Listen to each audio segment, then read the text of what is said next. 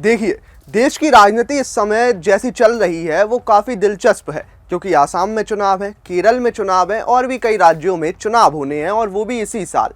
बंगाल में जो हुआ आज से कुछ दिन पहले वो हम सब ने देखा, कैसे ममता बनर्जी आईपैक के लिए रोड पे निकली, कैसे उन्होंने अपनी फाइल को प्रोटेक्ट किया। उसके अलावा कई आरोप भी लगे, प्रत्यारोप भी लगे। वहीं दूसरी तरफ देखने वाली बात यह है कि सवाल उठ रहे हैं कि कांग्रेस ने इस साल अपनी रणनीति पूरी तरह से बदल ली है। कई राज्यों में वो अकेले भी चुनाव लड़ने वाली, अभी तमिलनाडु से भी ऐसी सुर्खियां देखने को मिल रही थी कि डीएमके के साथ कांग्रेस टूट सकती है।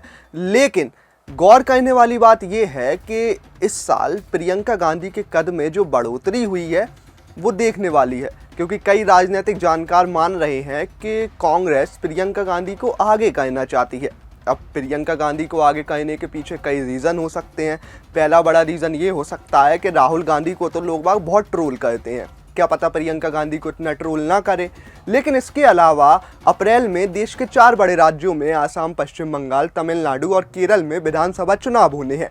इनमें तमिलनाडु, बंगाल से कांग्रेस को खास उम्मीद नहीं है, लेकिन आसाम और केरल में पार्टी को वापसी की आस है। दिलचस्प बात यह है कि इन दोनों राज्यों के लिए कांग्रेस ने अपने सिपह सलारों की तैनाती कैसे की है। सबसे ज़्यादा चर्चा में है प्रियंका गांधी, जिन्हें केरल के बजाय आसाम भेजना, जबकि प्रियंका गांधी खुद केरल के वायनाड से सांसद हैं, फिर भी उन्हें असम का सीनियर ऑब्जर्वर बनाया गया है। उनके साथ छत्तीसगढ़ के पूर्व मुख्यमंत्री भूपेश बघेल और कर्नाटक के डेप्यूटी सीएम डीके शिवकुमार भी असम की जिम्मेदारी संभालेंगे। अब सवाल उठता है कि केरल क्यों नहीं, आसाम क्यों? केरल में कांग्रेस की स्थिति देखने में मजबूत है, लेकिन अंदर खाने हालात बेहद कठिन है। पार्टी के अंदर केसी वेणुगोपाल गुट और शशि थरूर जैसे फ्री रेडिकल नेताओं के बीच तनाव किसी से छिपा नहीं है। यही वजह है कि केरल जैसे संवेदनशील राज्य में कांग्रेस ने प्रियंका गांधी को सीधे मैदान में उतारने के बजाय मधुसूदन मिस्त्री को जिम्मेदारी सौंपी है। 81 वर्ष के